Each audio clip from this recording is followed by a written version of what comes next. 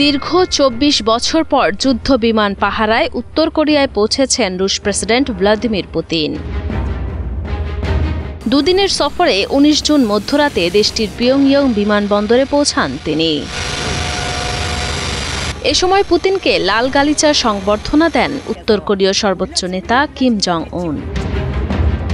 তবে রুশ প্রেসিডেন্টের উত্তর কোরিয়ার সফরকে ইতিবাচক নিচ্ছে না দক্ষিণ কোরিয়া ও যুক্তরাষ্ট্র।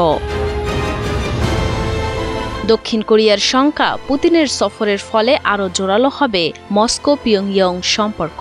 এছাড়া সামরিক সহযোগিতাও বাড়বে দেশ দুটির মধ্যে, যা লঙ্ঘন করতে পারে জাতিসংঘের প্রস্তাবকে। আর এসব কারণেই বিষয়টি ভালোভাবে দেখছে না দক্ষিণ কোরিয়া ও যুক্তরাষ্ট্র। এদিকে দক্ষিণ কোরিয়া ও যুক্তরাষ্ট্র পুতিনের সফরকে ভালোভাবে না নিলেও পুতিনের এ সফরে দেশ দুটির মধ্যে বেশ কয়েকটি অংশীদারি চুক্তি স্বাক্ষর হবে বলে জানিয়েছেন পুতিনের পররাষ্ট্রনীতি বিষয়ক উপদেষ্টা ইউরি উশাকভ।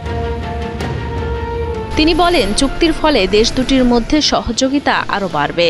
গত কয়েক বছরে আন্তর্জাতিক রাজনীতি, অর্থনীতি ও নিরাপত্তা সহ বিভিন্ন ইস্যুতে দেশ দুটির মধ্যে যা হয়েছে সেগুলো বিবেচনায় রেখেই এ চুক্তি স্বাক্ষর হবে বলেও জানান তিনি। এর আগে পুতিন সর্বশেষ উত্তর কোরিয়া সফরে এসেছিলেন ২৪ বছর আগে ২০০০ সালের জুলাইয়ে। গত বছরের সেপ্টেম্বর রাশিয়ার দূরপ্রাচ্যে সফরে গিয়েছিলেন উত্তর কোরীয় নেতা কিম জং উন। ধারণা করা হচ্ছে সে সময় পুতিনকে পিয়ংইয়ংয়ে নিমন্ত্রণ জানান কিম জং উন, আর সেই নিমন্ত্রণে সাড়া দিয়ে দেশটিতে সফর এসেছেন পুতিন। পুতিনের এই সফরে যোগ দিয়েছেন দেশটির বিভিন্ন বিভাগের গুরুত্বপূর্ণ ব্যক্তিদের একটি প্রতিনিধি দল। এসব ব্যক্তির মধ্যে রয়েছেন রুশ প্রতিরক্ষা মন্ত্রী অ্যান্দ্রি বেলোসভ, পররাষ্ট্রমন্ত্রী সের্গেই লাভরভ ও পুতিনের জ্বালানি বিষয়ক প্রধান উপপ্রধানমন্ত্রী আলেকজান্ডার নোভাক।